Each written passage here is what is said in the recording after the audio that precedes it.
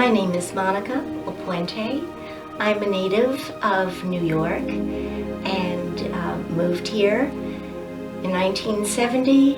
Have been a teacher with the Catholic system and Memphis City Schools. Mother of 4, grandmother of 2, and I am madly in love with the Catholic Church.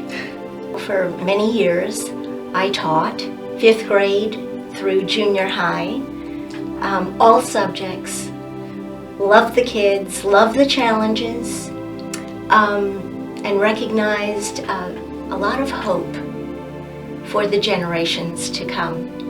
And there are 3 things that are very important in the evangelization process, and that is education and reflection and truth. And that is what I hope to do with these efforts here today.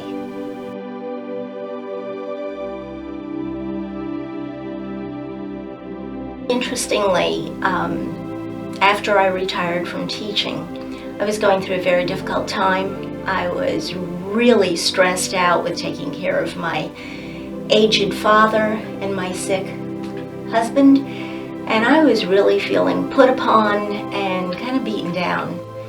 And I just wanted a change of scenery. I longed for the old days when things seemed so much kinder and smelled so much better, and it was so hot outside, as it often is for many, many months in Memphis. And I just took off and drove to a DAV and loved to putter around old pots and pans, and I love the history of what lies in the mystery aisles, and my eyes fell upon a porcelain doll that was indecently dressed. Her head was split in 2. Her eyes were huge, brown, piercing. She looked arthritic. She looked in pain. She looked an awful lot like I was feeling at the time. And a connection was made. And a thought crossed my mind: who on earth would ever want you? So I left that scene, walked down one aisle, came up the other, and I heard with the ears of my heart, "You want her." I can't explain any more than that or the why behind it at that moment, but I took her and paid for her, brought her home, and started to clean her up because she was a royal mess. And I said, "Now what do I do with you?" And the answer came back: "You need a new dignity. There's something about you that needs new life, revitalizing, and transformation. And I want to help you find it." Well, in helping her, in a way I was helping myself as well. Little did I realize that that would translate into helping others along the way too. So I took her little dress off, which was this, and I thought, well, I'm going to just freshen it up. So I put it in the washing machine with some delicate articles and washed her up, got it dried, and when I retrieved the clothes from the dryer, I started folding them, and this fell out from the pile of clothes. I bent down to pick it up, and when I did, I must have hit it at just the right place, because this is what I heard.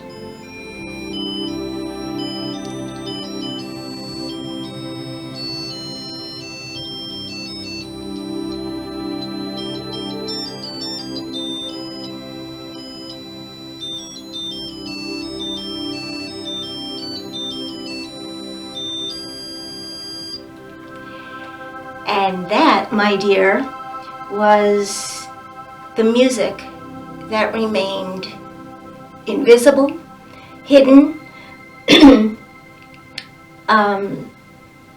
buried inside a dress that was worn by a doll that nobody wanted. And that said to me that if the right hand touches things in the right loving way, that it can bring forth the music of another human being.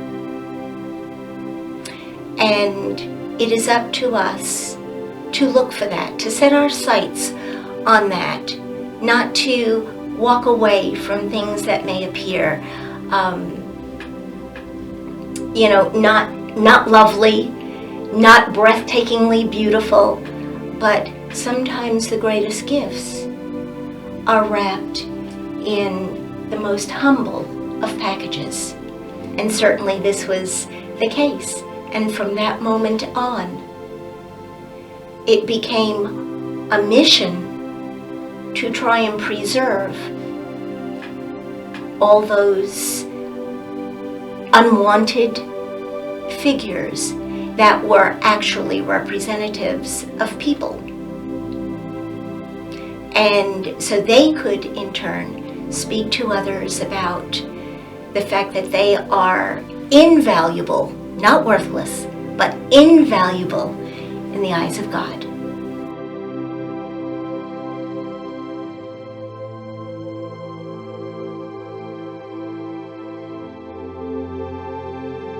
In total, I have done 350 different religious orders, and each doll represented in the collection has a different face, just like people. They're all unique in their own way.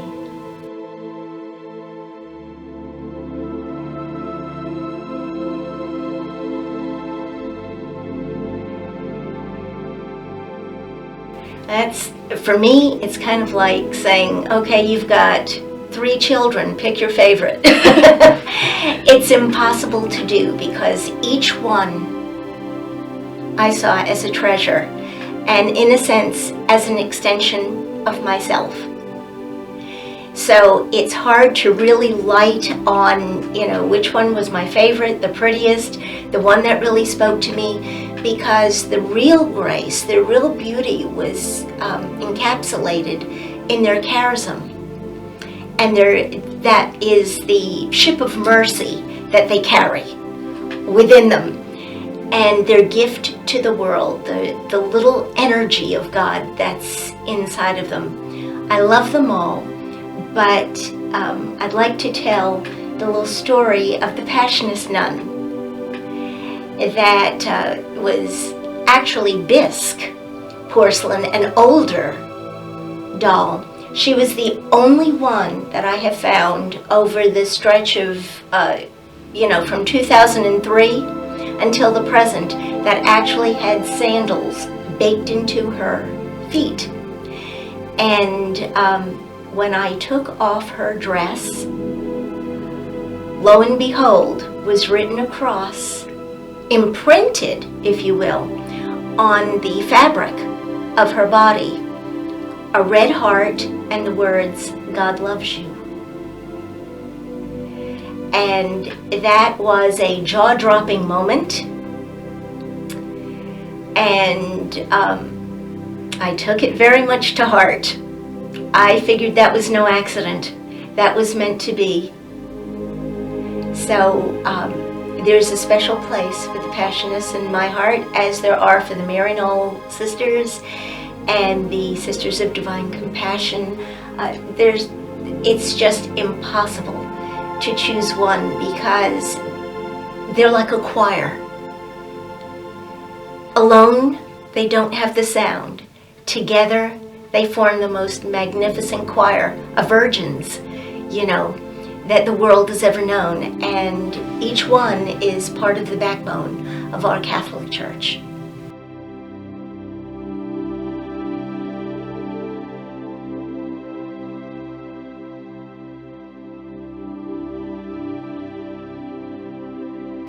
the way I was able to chronicle each of these was to write.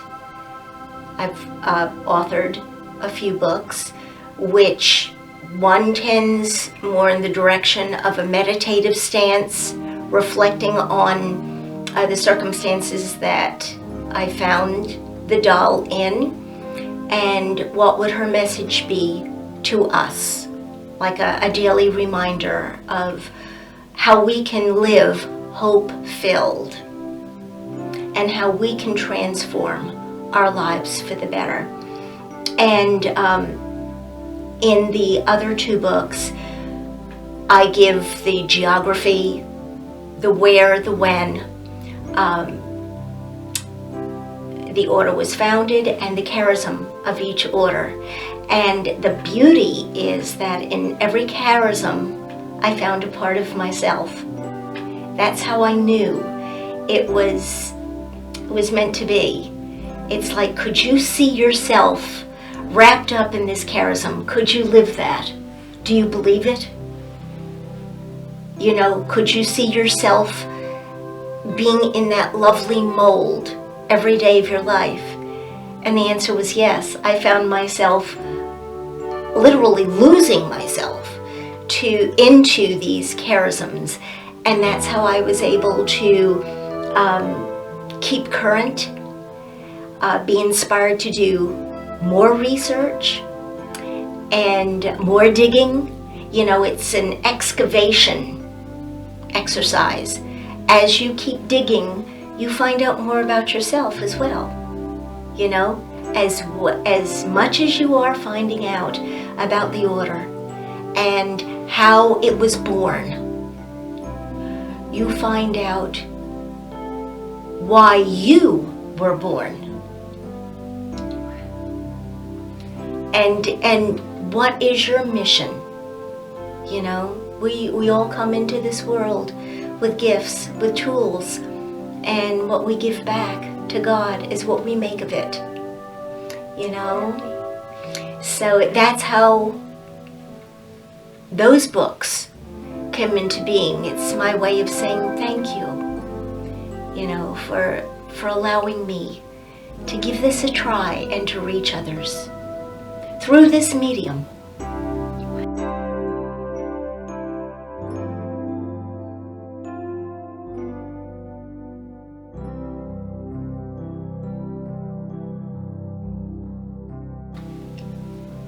Each was so different. The expression on their face, the touch of their porcelain or their bisque was different. The bisque tended to be more of a whitish and an occasional ruddy complected.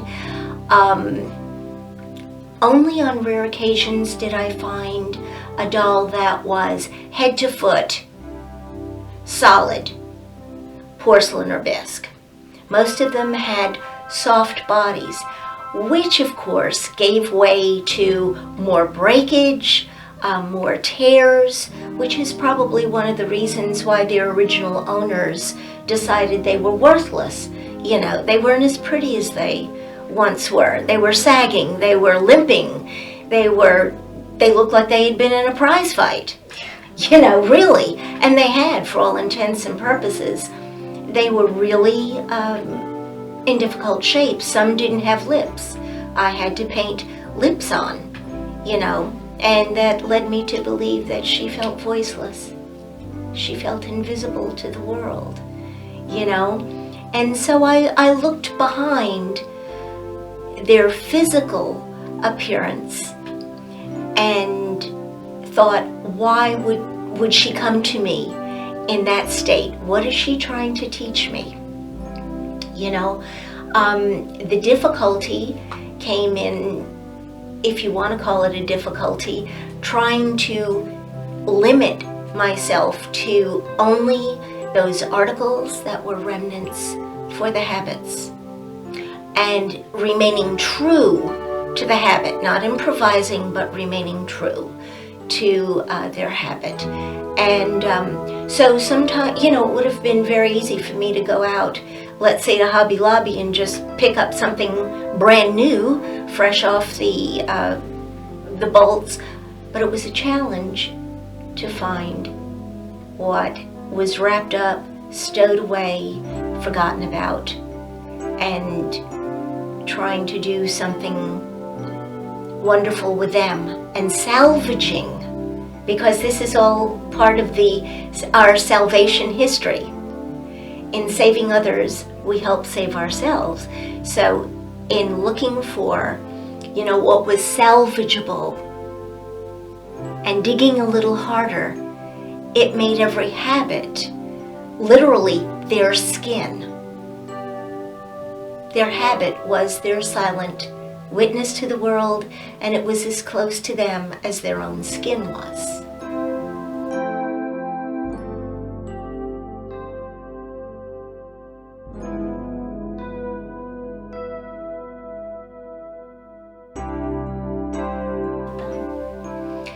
Actually, most of my communication was done phone, email, everything from Canada to Australia to New Zealand. There's an order of nuns that sprang up. The Sisters of Jesus the Lord, that is now in Kansas City. They actually have a convent in Vladivostok, Russia. And so I would be communicating with them as well. I called Spain, I called England, I called Brazil, to get information. It helps to have a little Spanish on your side when you're doing that. But I was very fortunate also in having dear friends that had the capabilities of traveling out of town to other countries and going on pilgrimages. And so in that regard, I could send with them one of my books and have it blessed, have it offered at a Mass or at the Grotto of Lourdes. The farthest away from home that I've been has been to my hometown of Mahopac, New York, a little Indian town in upstate New York, where in the authors section, local authors section in their library, they have my books there too.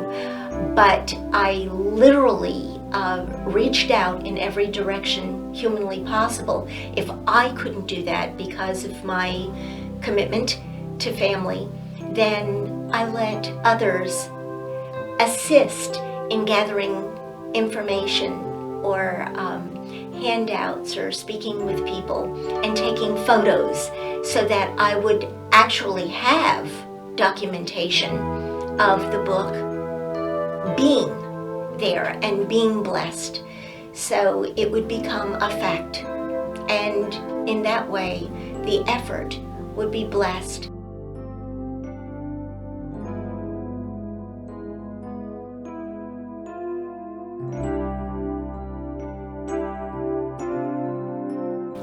There are a few, but they run along the same lines, just in different countries. Oh, wow. One would be when my book was blessed during a Mass by Father Bruce Neely at the Basilica of Guadalupe. I could have never imagined something so beautiful as that. It took my breath away. And in Rome, one of my friends who was studying for the priesthood actually took my book to the Vatican and delivered it to the secretary there. One of my books was blessed in Poland at World Youth Day and at the Shrine of the Divine Mercy and at the Grotto of Lourdes. It is all tied to the books. They have been my voice. They've been my medium of getting the message out that there's something beautiful afoot. And, when one thinks that because of the fact that I worked from the confines of a home, or from this very room that we're speaking to each other from, I think of Saint Therese. There she was, a Carmelite, monastic, couldn't venture very far at all. She was right there, and yet she is the patron saint of missionaries and one of the most important saints of this or any other century. And what can be accomplished even though you don't have the physical capabilities to bilocate, like Saint Teresa of Avila, you can only be where you can be because God has given you these other people that need your help too in the family. My way of extending or reaching beyond those boundaries came through the books, and with God's blessing and Mary's blessing, I was able to befriend people who believed and trusted and took it upon themselves to be my legs, and my voice in places in the world that I could only dream of going.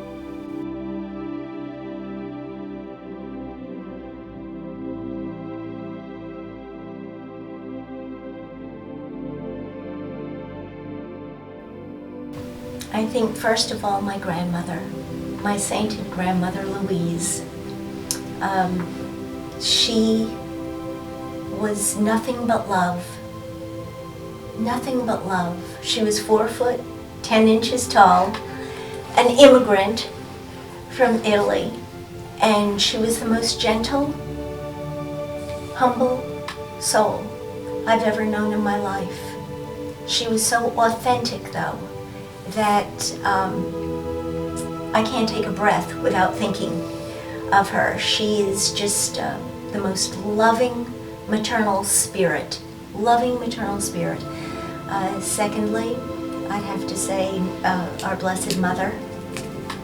Our Blessed Mother always colors everything that I do. She colors my thoughts, my inspiration, my music, my writing, even the way I make meatloaf. She's in the mix. She's just there. She's with me all the time. And I think the sisters that taught me at St. John the Evangelist School in Mahopac, New York, were such a model of simplicity, single-hearted devotedness to their art of teaching. They taught me self-discipline and to always give the best version of self, no matter where I went, what I did. And they were truly spiritual mothers. And I loved that. I loved what it made me feel like as a spiritual daughter, and I wanted to pass that on. I wanted to become that for others.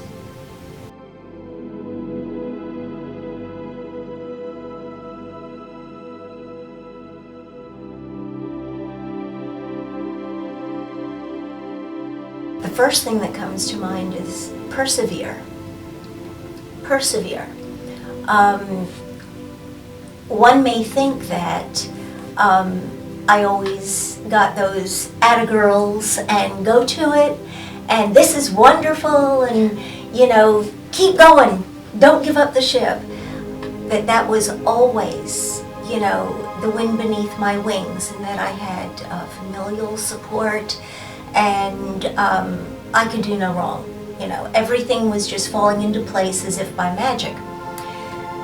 Truth be known, I met with a fair bit of resistance and naysayers, people who didn't quite understand what this was all about. I don't know whether it bothered them or it was kind of getting under their skin because it needed to get under their skin, or just what it was.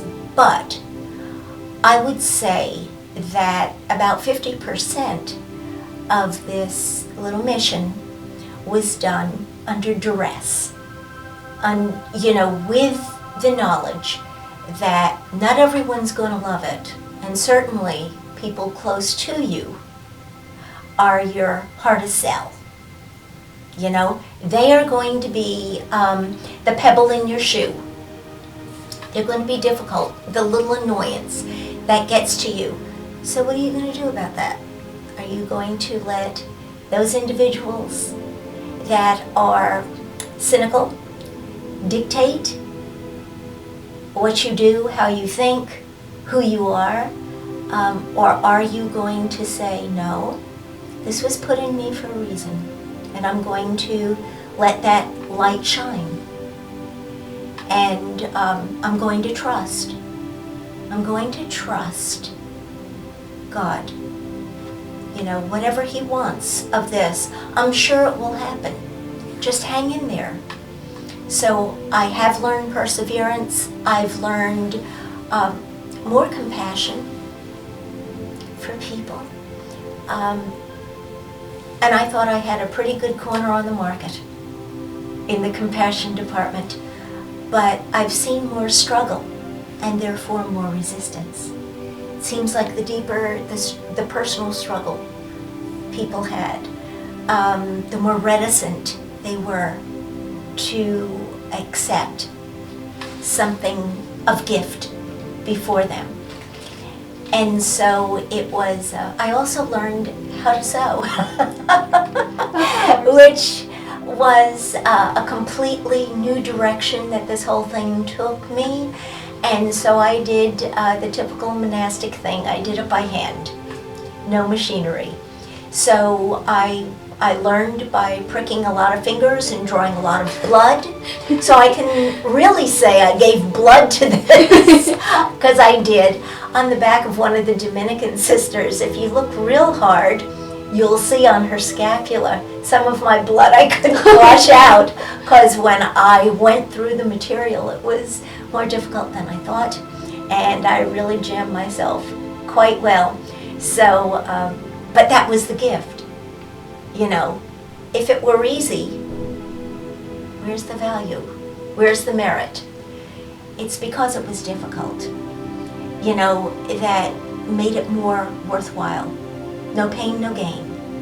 So, I'm sure that those veritable boulders were put in my life so that I would meet them and learn how to deal with them.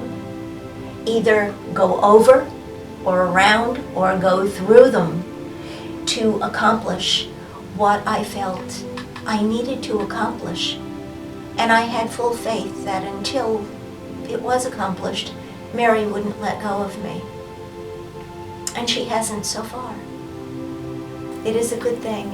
And she, of all people, understands disappointments, understands tears, understands loss, and not being understood, not being understood, but going on complete faith.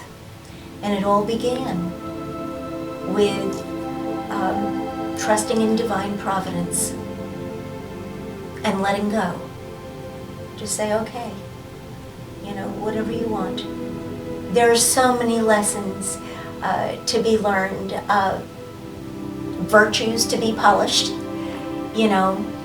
but I think it brought a hidden part of myself out too, that I was not aware existed, and it also built on those other parts that I was aware of. So I am a work in progress, and so all this is helping to fine-tune who Monica is.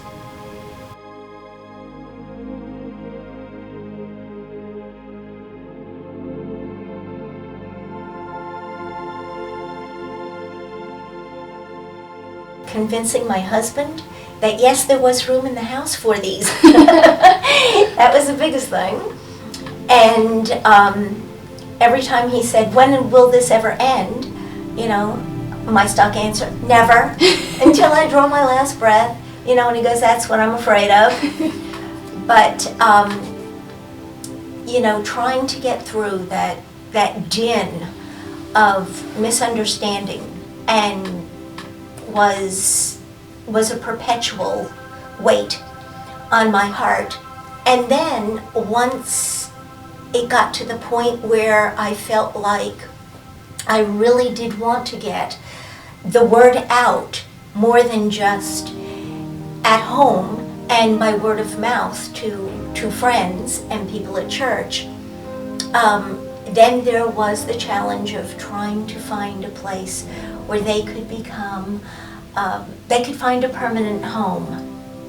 You know, they could be safe and secure and in a position where long after I leave this world, they could be my voice. And they could speak to them. They could still continue to teach in my absence. You know, those lessons were still being taught. The love was still there. Their story was still alive. And were probably part of other people's stories too that they could relate to. So that became a bit of a mountain. Let's try the Himalayas, because not everyone was quick on the draw to say, hey, yeah, I think I know the place. You know, it was like any other mission story.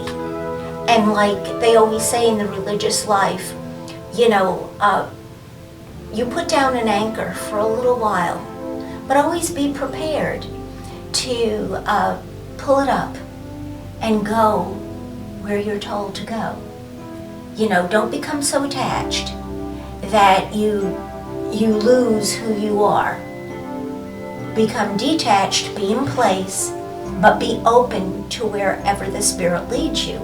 And so the same applies for this mission as well. You know, that once I thought, gee, that was it. You know, I found the place, everything's settled. Think again, because you can't get too comfortable. Then there was, you know, something that pushed that off to the side, broadened my scope, broadened a possibility. One moment I was sad because something didn't work out. The next minute I was dancing on the ceiling because of the possibility that something else existed. So these little monastery bells have been to a variety of places doing good things. I don't consider it a sad thing that they were at places for such a short period of time. They needed to be there for that amount of time. God knows it. He's in charge. You know, that's where I put my trust. Don't get all bent out of shape when things don't go well. There's another plan in progress, as witnessed by and evidenced by our sharing today, that all along there was this wonderful invisible hand that was guiding, you know, this little ministry, and here we are, you know, at Sacred Heart. And of all things, in touch with people who are relatives of individuals on the other side of the globe. And if this doesn't prove the cultural diversity, richness, perseverance, and vibrancy of the Catholic Church, I don't know what does, because it's speaking to people all over the globe, and they do represent all the continents. That's what Catholic means, universal. So it's universal love, universal dedication. And it continues. It continues. The life of the church is still there. But it needs us. to get into the swim and to help it out in our own special, unique way. I think it's the going forward, living with that hope, living in anticipation of what could come as a result of this, whether I see it or not, is of no consequence to me. What's important is that I know I acted in the spirit of trust, and in Mary's humility, she asked the least capable person to help her out. In her humility, she reached to me, in my humility, to attempt something that was so far beyond me. You know, I couldn't imagine it. And so this is in its embryonic stages. It's the beginning of something that I hope and pray will become more beautiful, more telling, more educational as time goes on. And it's part of my legacy to help others and to be a little teacher, as Jesus was a teacher. And through, seeing them and just reading about their life and the stories that they represent of their founders and foundresses, hoping that people will find those common bonds, those common threads, and say, I know exactly what that person went through. I can relate. And if they can go through all of that and still come out smelling like a rose and still madly in love with their faith, no matter what they suffered, physical, emotional, psychological, spiritual, if they can do it, then they become our cheerleaders,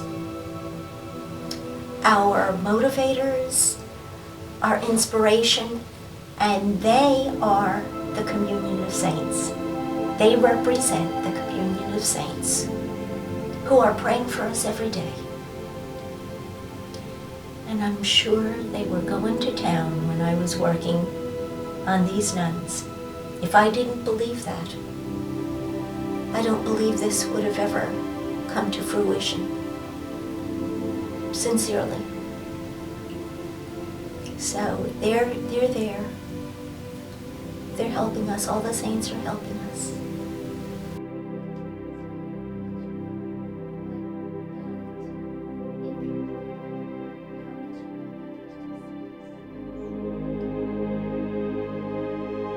As a sign of possibility for them, whether it inspires someone to investigate the consecrated life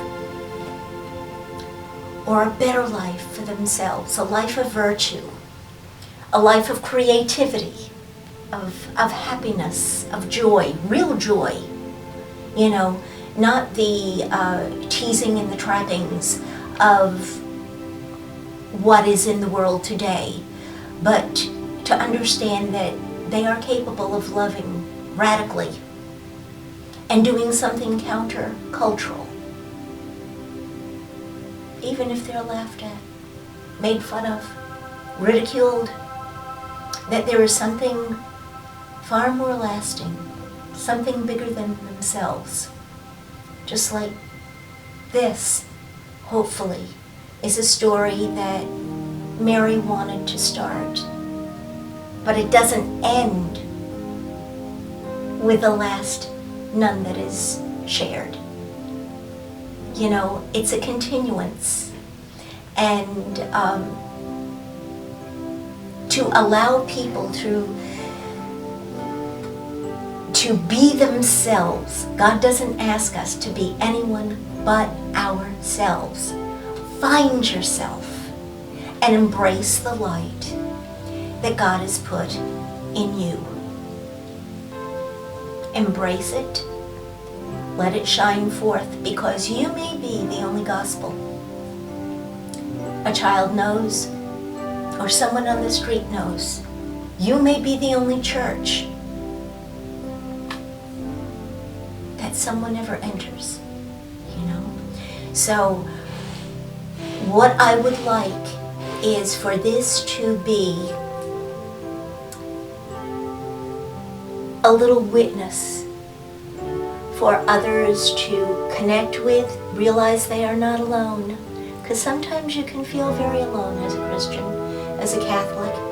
You can wonder if anyone thinks like you do, or has a thought or a revelation that you do, and you feel very much out of step with the way the world is going. And you might feel like withdrawing and becoming more inward than saying to yourself, but I know someone thinks like I do. I read their words, I read their story. You know, I can really appreciate what they've been through. And it wasn't a tiptoe through the tulips. It wasn't easy. It was messy. Life is messy. Life is filled with suffering and ups and downs. But that doesn't mean we should withdraw and become bitter. We should become better and explore the gifts God gives you. Believe that you are gifted. The thumbprint of God is on everyone's forehead. You're gifted. That's it.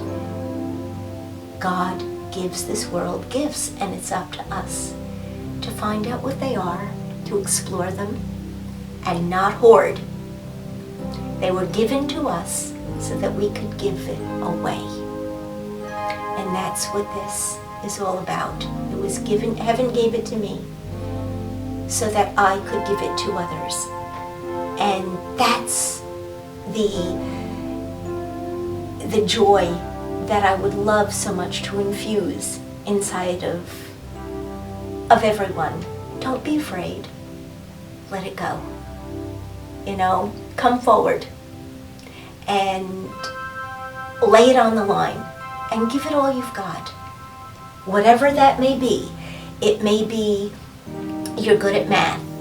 You know, you're good in technology. You're good playing the piano. You're great at doing calligraphy.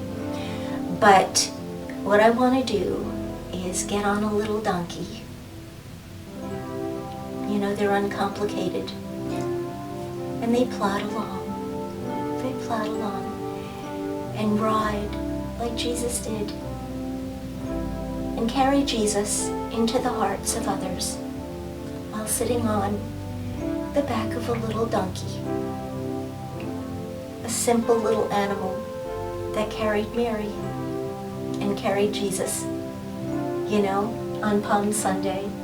And so I want to help him out and carry him into the heart of others through this mission.